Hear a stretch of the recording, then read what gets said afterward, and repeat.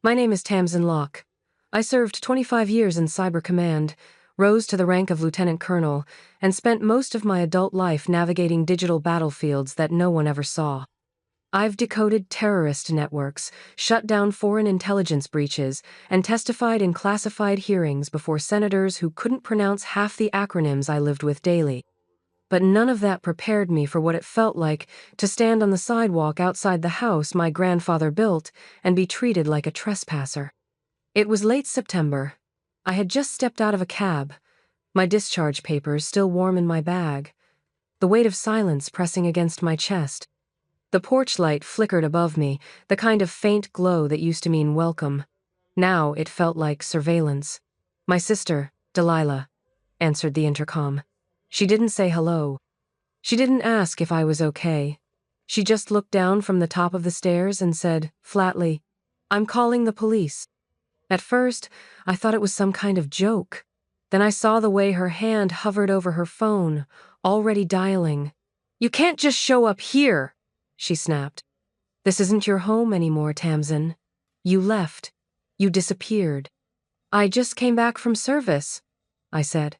My voice caught on the last word, brittle as dry leaves. "I thought maybe I could see Mom." "She doesn't want to see you," Delilah replied, her expression hard as stone. "Neither does Dad." Then she said something that hit me harder than any battlefield blast. "You're not in the will. You're not even on the deed." 10 minutes later, a police cruiser pulled up. One officer was young, the other older military buzz cut, a slight hesitation in his step as he looked at me in uniform. Recognition flickered in his eyes. "Lieutenant Colonel Locke?" he asked. I nodded, but it didn't matter. "This property belongs to Delilah Thatcher and Richard Locke," the younger officer said. "There's no record of you having legal access." I stepped back as the gate closed again, and in that moment, I realized something far colder than war had just begun. I wasn't fighting enemies this time. I was fighting blood. And I would not lose. I didn't drive away that night. I parked 2 blocks down and sat in the dark with my coat zipped to my chin, the streetlights pooling faint halos onto the pavement. The house, my grandfather's house, still loomed at the end of the lane, its windows glowing soft amber like nothing had changed. But everything had. The front lawn, once dotted with Grandma's hydrangeas, now held a single sign stuck crooked in the ground. For sale. Private listing. I stared at it until the words blurred. I hadn't cried in years. Not when I deployed, not when we lost soldiers in Bahrain. Not even when I came home to an empty apartment and a military pension that felt more like a tombstone than a thank you. But that night, something cracked. The place that was supposed to anchor me where I'd climbed trees, memorized Morse code with Grandpa, and slept under a ceiling of glow-in-the-dark stars was now being scrubbed of my existence. And no one inside seemed to care. I stayed in the car until morning. My uniform, still neatly pressed from the discharge ceremony, had creases that dug into my skin like insults. I watched lights flicker on inside the house around dawn. A figure moved in the living room. I knew the posture before I saw the face-me father, still thin, still upright like he ran boardrooms in his sleep. He never once looked toward the street. I pulled out my phone. I wasn't sure what I expected. A message from Mom, maybe? A breadcrumb of acknowledgement. But there was only one unread text. No name. Just, return to base. "There's nothing here for you." I let the phone fall into the cup holder and stared at the dashboard until the sun edged above the rooftops. I wasn't going back to base. I wasn't built for surrender. At 9:00 a.m., I walked into a small cafe just off Jefferson Street.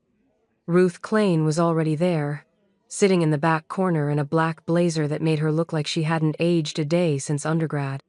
We'd shared a dorm once, a short-lived friendship interrupted by duty and time zones. But when she looked up and saw me, something in her expression cracked open recognition, maybe regret. She didn't ask how I'd been, just turned her tablet toward me. "Thought you might want to see this," she said. On the screen was a real estate listing 450 Windmere Lane, my grandfather's address, listed under Raven Crest Holdings, LLC. I didn't sign anything, I said. She nodded. That's what I figured. She tapped again, revealing a property transfer filed 3 months ago. My name, Tamsin Locke, appeared on the seller line. That's not my signature. No, she said quietly. It's not. But we're going to prove that. And just like that, my battle had a shape. A war not on foreign soil, but buried deep in family lies, forged ink, and one stolen home. And I was ready to fight. We sat in silence for a few minutes, the hum of the cafe soft against the clatter of coffee cups. Ruth had already pulled up 6 documents, property transfers, notary stamps, filing records. She moved like a lawyer who'd done this before. I, on the other hand, felt like I was learning a new language, one that used betrayal as punctuation. This notary, she said, tapping the corner of the screen, was suspended last year for falsifying DMV affidavits. Same signature shows up on your deed transfer. My jaw clenched. So they didn't just steal the house. They planned this. They did more than plan it, Ruth said, flipping to another file. They moved fast, and they made it look clean. I shook my head. Delilah said I wasn't on the deed, that I'd been cut out of the will. Ruth looked at me carefully. Your grandfather left the house to you, didn't he? I nodded. He told me, in person, said it out loud the day before he died, but I never got to see the paperwork. She reached into her briefcase and pulled out a printed county registry record. They filed a new will a month later. That one leaves everything to your father and Delilah. My stomach turned. They forged the will? Could be. Or coerced it. Either way, it's not consistent with the version I remember from years ago. We'll need to find an original. I kept copies, I muttered. Digital backups. Maybe even his old video journal. Ruth's eyes lit up. If we find even one inconsistency, timestamps, handwriting, witness credentials, it's enough to open a civil claim. I leaned back in my chair. They told me to my face that I didn't matter, that the house wasn't mine, and now I find out they buried a trail of fake documents under a shell company? Raven Crest is the buffer, Ruth said. Brian Calloway's name shows up on associated logistics filings. My hands stiffened. Delilah's husband. Yep. Works in supply chain, right? International freight. Always traveling. Never clear about where. Ruth opened her legal pad and began jotting notes. I'll file an injunction to freeze the title. We'll subpoena the notary. Pull all land records for Windmere Lane. And start tracing Ravencrest's ownership tree. It was methodical. Ruth moved with the precision of someone who didn't flinch at power plays. And yet I couldn't help feeling like a child again locked out of her own house, watching the adults steal Christmas. They think I won't fight back, I said. They don't know you, Ruth replied. That night, I drove past the house again. The porch light was off. The hydrangeas were gone. The place looked polished and wrong-like. Someone had tried to erase the memory of a life and missed only the ghost in the sidewalk cracks. They took my home on paper. But I had a pen, too, and I was going to write myself back in. The next morning, Ruth called me early. Her voice was calm, but there was tension beneath it. I pulled the utility records for the house, she said. Power spikes, like industrial refrigeration. Sustained load. For what? I asked. That's the thing, she said. There are no permits filed, no business license, no renovations on record. But someone's definitely running equipment that shouldn't be in a residential basement. The silence between us sharpened. I knew that kind of vague, shadow-powerful, quiet, and always hiding in plain sight. I need to see it myself, I said. I figured you'd say that. Be careful, Tamsin. That evening, I parked 2 blocks from the house again. Windows cracked just enough to feel the fall air bite my skin. I had no plan, just instinct. Around 10:45, a man appeared across the street. Mid-40s, baseball cap pulled low, jacket zipped tight. He didn't look at me, just leaned casually against a lamppost. When he walked away, I noticed something wedged under my windshield wiper. A plain piece of paper. No envelope. 1 line, all caps. If you're really Tamsin, meet me at Alley 9. 11 p.m. Come alone. I hesitated for less than a second. The alley behind Windmere Lane was barely lit. Chain-link fences, old recycling bins, and the faint smell of oil and dust. He was already waiting. Weathered face, mechanic's hands. A Marine Corps tattoo faded on his forearm. "I knew your grandfather," he said before I could speak. "Name's Ethan. I fix cars at McRae's down the road. I've lived here long enough to know when something ain't right." I stared at him, not trusting easily. "What did you see?" "They say you're unstable, that you've got issues from combat. That's what your sister tells the neighbors." I didn't flinch. Let them talk. "But I've seen men come at night," he said. "Vans. No plates. Always black. They back into the alley, unload crates. Real quiet. Always the same guy watching. Real tall. Wears gloves. Never speaks." He paused. "Your sister's husband? Brian? He's there. Every time." The tightness in my chest grew heavier. "Did you see what they brought in?" "Couldn't get close, but it ain't furniture. Boxes get locked inside that basement door. And then power use jumps through the roof." I slipped a small audio recorder from my coat pocket and held it tight. "I need to see it myself." "That's not smart," he warned. "These aren't folks who care about laws." "I don't care if they care," I said. That night, I dressed in black, clipped a camera to my collar, and returned to the alley alone. I stayed low, using the half-burned fence for cover. At 3 a.m., I heard the first low engine growl. 2 black trucks rolled in. Lights off. 4 men climbed out. One of them was Brian. He moved with confidence, gesturing toward the back entrance like he owned it. I recorded everything, their movements, their faces, the timestamps. Then Brian stepped into the warehouse, and I followed. I couldn't get close enough to see inside, but I found a vent with a clear audio path. I slipped the recorder inside and waited. Voices filtered through the metal. "The officer finds out. No warning, sever the tie." I stopped breathing. That voice. I knew it. Southern cadence, gravel-lined, slow and deliberate. My father. He wasn't just complicit. He was leading it. I backed away, hand shaking around the recorder. I didn't cry. I didn't scream. I didn't run. I did what I'd been trained to do. I documented. I cataloged. I disappeared into the shadows. Because now, I had proof. And the war had a voice. His? By morning, the recorder was gone. I had returned to the alley just after sunrise, hoping to retrieve it before anyone noticed, but the vent was Kleno device, no trace I had ever been there. That told me 2 things. They knew I was watching, and they were watching back. An hour later, I got the message. No name, no greeting. "You're playing with fire. I have your military psych file. Want to see what it says about you?" I stared at the screen, breath frozen, heart hammering. Whoever sent it had access to restricted archives, and they wanted me rattled. But they underestimated what kind of soldier I was. I didn't delete the message. I forwarded it to Ruth and to Isaac Ng, a cybersecurity analyst I'd served with during a joint task force in Ramstein. We hadn't spoken in 2 years, but he replied in 6 minutes. "Pull everything. Start building the chain.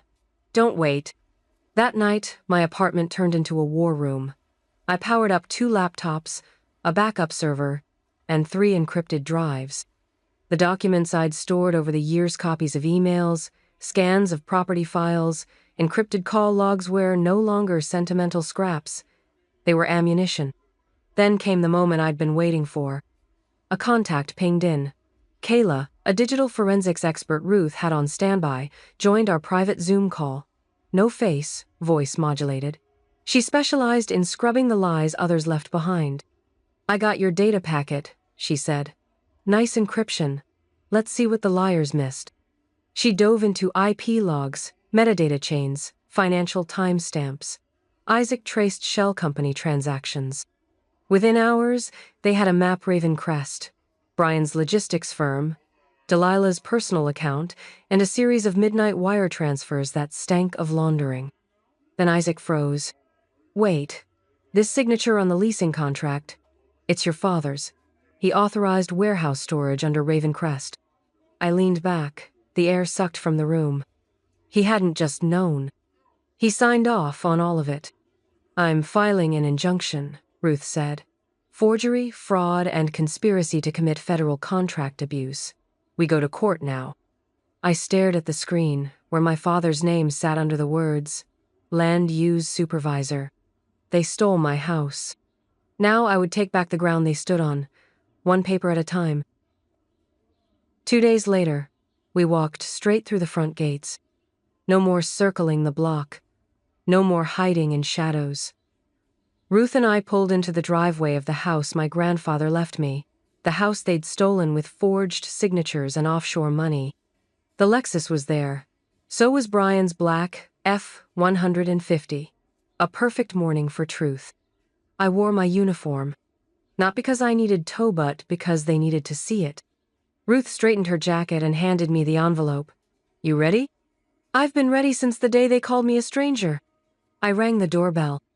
Delilah answered, face freshly painted, a performance smile already in place until she saw me. Her lips twitched. Then she saw Ruth and the envelope. The color drained from her face. We're here to serve you with a court injunction, Ruth said calmly, placing the documents into Delilah's hand. Effective immediately, all property transfers, leases, and financial movements tied to this address are frozen. The county land office is aware. Delilah stared at the envelope like it might bite her. You can't do this. Brian stepped into the hallway. His tone was slow, oily. You really want to go down this road, Tamsin? I met his eyes. I was trained to walk roads like this. I know how to navigate darkness. He smirked. You don't know who you're fighting. I do, I said. A logistics fraudster, a forged deed accomplice, and a coward who used my name to win federal contracts. His jaw tightened. You're unstable. I've been evaluated. You'll see the results entered into evidence. Ruth stepped in. And if you speak another word of intimidation, we'll file for witness harassment. Delilah clutched the envelope like a drowning woman clinging to plastic. This is our house. No, I said. It was mine before you rewrote history. We turned and walked back to the car. The door slammed behind us, hard and hollow. In the passenger seat, Ruth exhaled. They'll hit back. I looked straight ahead. They already did. Now it's our turn. Because this wasn't about revenge anymore. It was about reclamation. Of land. Of truth. Of a name they tried to erase. The courtroom was quiet. No drama, no shouting, just the steady pulse of federal process. I sat behind the witness table in uniform. Back straight, ribbons sharp, eyes calm. When the prosecutor asked me to explain what happened, I didn't waver. They forged my signature on a deed transferring my grandfather's house, I said. They created false financial trails, funneled government funds through shell accounts, and used my military clearance codes to access contracts they were never qualified to touch. Delilah stared at her hands. Brian kept whispering to his attorney. My father, Richard, stared past me. Like if he didn't look directly at me, none of this would stick. But it did. The judge reviewed each piece of evidence. The signature inconsistencies, the IP logs, the wire transfers, the notary suspension, the recorded audio-me father's voice, gravel-lined and unmistakable. If the officer finds out, sever the tie. Then came the question that mattered. In your opinion, Colonel Locke, the prosecutor asked, was this a deliberate conspiracy? Yes, I said. They didn't just try to erase my name. They used it, and they built an empire on silence. The court ruled. Delilah, 6 years. Brianite. Richard Locketton, years, no parole. No reaction. No shouting. Just a pause, and then the sound of futures collapsing under weight they thought no one would ever lift.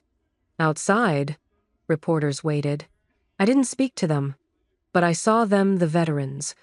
Some in faded jackets, some leaning on canes, some nodding quietly as I passed. One reached out, his hand steady. "Colonel Locke," he said. "You reminded them we still stand." I nodded. We don't stay erased. Weeks later, I visited the Defense Service Library. It smelled of polished stone and quiet memory. On the Wall of Honor, carved into black granite, was my name. Colonel Tamsin Locke. Cyber Command, 1998, 2023. No one could take that from me. Not my father. Not Delilah. Not anyone who tried to make me forget what I stood for. I stood for truth, not vengeance. I walked out of the courtroom not with their house, not with their money, but with my name, my honor, and the kind of justice that doesn't come with noise. It comes with clarity. And in that silence, I stood unshaken.